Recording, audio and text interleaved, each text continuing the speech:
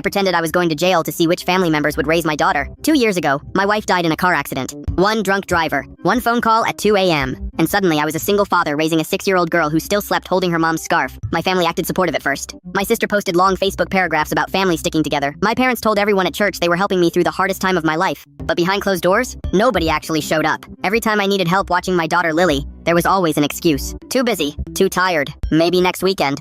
Meanwhile, I was working double shifts as an HVAC technician just to keep the house. But the breaking point came during Thanksgiving. Lily spilled juice on the table accidentally, and my mother snapped at her so hard the entire room went silent. Maybe if your father actually disciplined you, you wouldn't act like this. Lily looked down and whispered, "Sorry." That night, driving home, she asked me something that destroyed me. "Daddy, if something happens to you, who's gonna want me?" That question stayed in my head for weeks, so I decided to find out the truth. Not about who loved me, about who loved my daughter. I told my family I was under investigation at work after an expensive equipment accident. Then a week later, I escalated it. I said the company was pressing charges for negligence, and there was a real chance I could serve 6 months in county jail. The reactions came instantly. My older brother said letting Lily stay with him wouldn't be good for his boys right now. His wife claimed their house was already too crowded. My parents offered to take Lily temporarily, but only if I signed over my wife's life insurance money for expenses. Then my Aunt Karen asked the question that made my stomach turn. "If you do go to jail, have you considered putting her in foster care until you're stable again?" Foster care. For a little girl who still cried herself to sleep some nights. That same week, my next-door neighbor Maria started helping without even asking. She picked Lily up from school when I worked late. Her teenage son helped Lily with homework. One night, Maria brought over homemade soup and quietly said,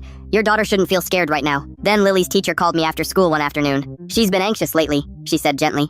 "Just so you know, if anything ever happened, my husband and I would make sure she's okay." That hit me harder than anything my own family said. Complete strangers were offering my daughter more security than blood relatives. So after a month, I ended the test. I invited everyone to my house on Sunday. Nobody looked concerned. Honestly, they looked annoyed. My dad immediately asked, "So what's happening with the charges?" I took a breath. "There are no charges." Silence. "I was never going to jail." My sister blinked. "What?" "I made the whole thing up," I said, "because I wanted to know who would protect Lily if I couldn't." The room exploded. "That's insane." "That's manipulation. You embarrassed this family." But I wasn't even listening anymore, because Lily walked downstairs holding Maria's hand. Behind her came her teacher and her teacher's husband. The people who actually showed up. I looked at my family and said quietly, "The strangers in this room were more willing to love my daughter than any of you." My mother started crying, saying I was being unfair. But then Lily spoke. Tiny voice. Completely honest. "I feel safer with them anyway." Nobody had a response to that. My family left one by one without even saying goodbye. That was 8 months ago. Maria's family still comes over every Friday night for dinner. Lily's teacher still checks on her every week. And last month, Lily asked if we could invite them to her birthday because they feel like real family.